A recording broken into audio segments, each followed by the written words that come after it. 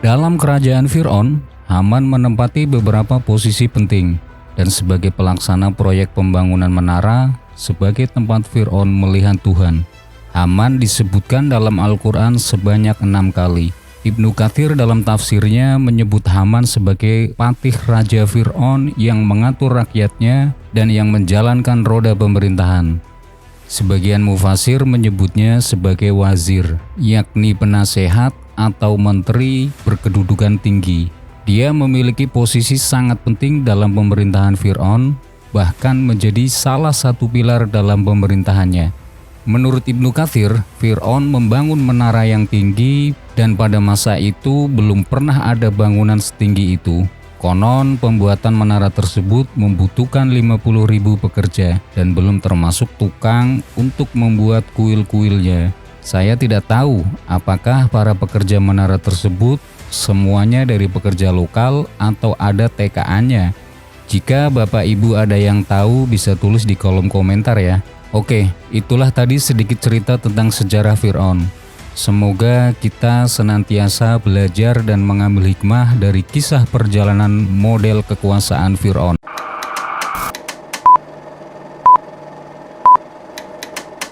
Assalamualaikum warahmatullahi wabarakatuh. Menarik apa yang disampaikan oleh Kwik Dianggi pada tahun 2018. Beliau mengatakan bahwa Indonesia memang sengaja untuk dibangkrutkan.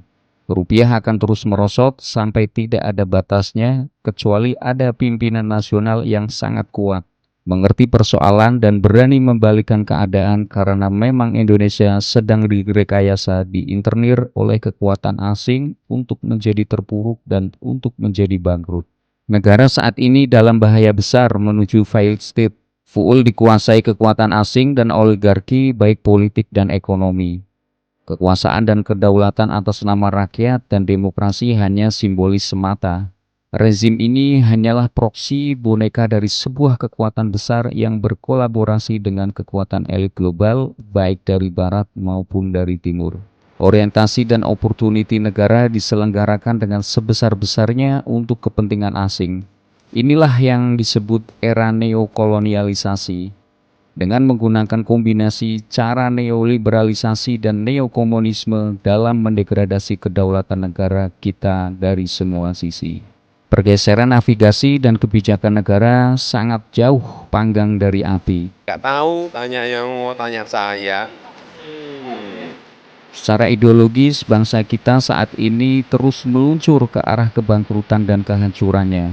Negara ini sudah dalam kendali kekuatan asing sehingga banyak terjadi post-truth dalam bentuk logical fallacy yang mengaburkan segala bentuk kejahatan negara menjadi sebuah pembenaran absolut.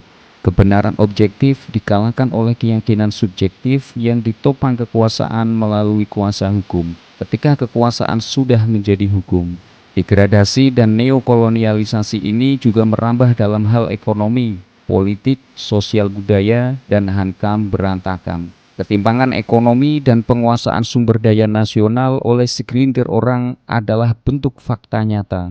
Hutang berkedok investasi adalah kanker ganas yang secara bertahap melumpuhkan sendi-sendi penting kedaulatan negara. Karena hutang dan investasi dari negara luar dapat mendikte kebijakan dalam negeri kita. Tingkat pengangguran terus meningkat. Kemiskinan bertambah, daya beli masyarakat melemah, nilai tukar rupiah hancur-hancuran. Tapi di satu sisi sumber daya alam dan perkebunan kita dieksploitasi serta dinikmati negara asing dan dilahap hanya oleh segelintir orang. Dan ini yang seharusnya segera menyadarkan kita semua. Kalau sudah terjadi neokolonialisasi, neokomunisme, dan neoliberalisme, rakyat harus segera bertindak menyelamatkan negara ini dari kebangkrutan dan kehancurannya.